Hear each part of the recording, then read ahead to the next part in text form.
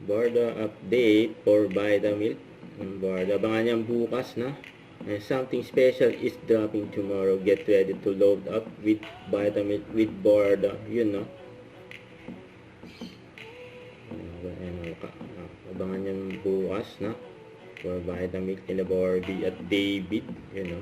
Abangan niyan ng mga Borda fans. Siyempre. Okay, special viewing bukas for Vitamilk.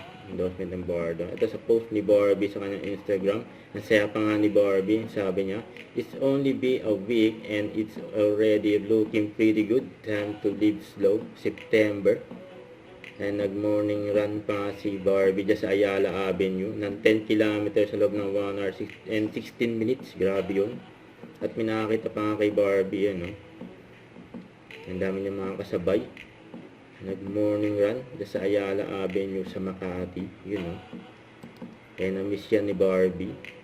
Kasi madalas siya doon sa UP Diliman. Ayan, sa Ayala Avenue siya. Ayan, no? Solid yan. Ayan, fitness era si Barbie. Ito naman kagabi. Ayan, happy 10 years anniversary kay David in showbiz. Kasama niya ang kanyang team. At mga kaibigan niya sila Jay Ortega, Justin Yu, saka si Nikiko. Ito yung video na yung speech ni David. Different friend groups, my family is here. My cousin, my Sparkle family. Kaya, thank you so much for being here.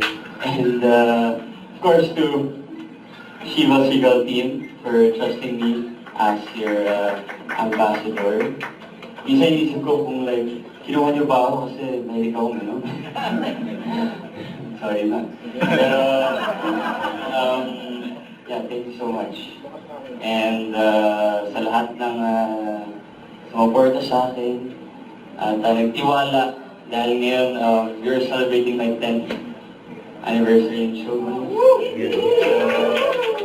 Thank you so much. I wouldn't be where I am today kung Don't forget to subscribe, click the notification bell for more update. This is Richard in Action Vlog. Stay tuned for more videos. See ya.